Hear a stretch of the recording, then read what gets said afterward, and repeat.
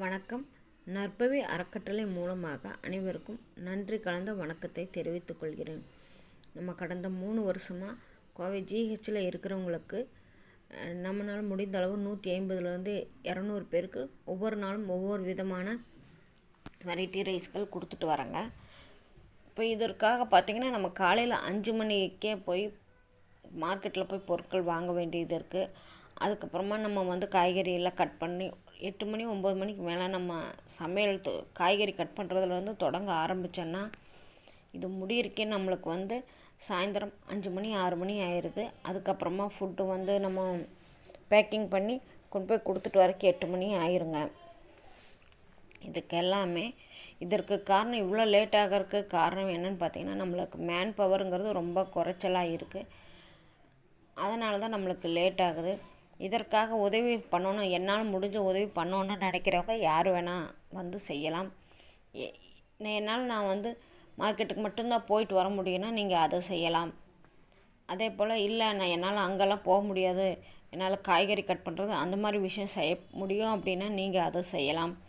இல்லை நான் பேக்கிங்க்கு ஹெல்ப் பண்ணுறேன்னா நீங்கள் பேக்கிங்க்கு ஹெல்ப் பண்ணலாம். இல்லை நான் ஃபுட்டு டிஸ்ட்ரிபியூஷனுக்கு ஹெல்ப் பண்ணுறேங்கிறவங்க அதற்காக ஹெல்ப் பண்ணலாம்.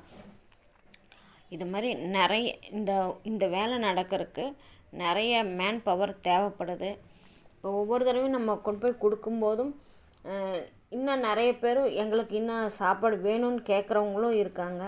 இனி வர்ற காலத்தில் நம்ம இந்த சாப்பாடு கொடுக்குறத இன்னும் அதிகப்படுத்தலான்னு பார்த்துட்ருக்குறேங்க.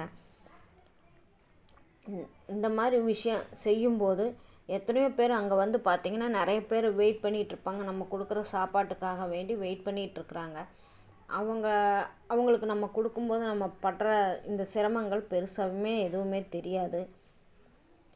இதெல்லாம் எங்களால் பண்ண முடியாது, நாங்கள் ஃபைனான்சியலாக சப்போர்ட் பண்ணுறோன்னு நினைக்கிறவங்களும் நீங்கள் கண்டிப்பாக பண்ணலாம்.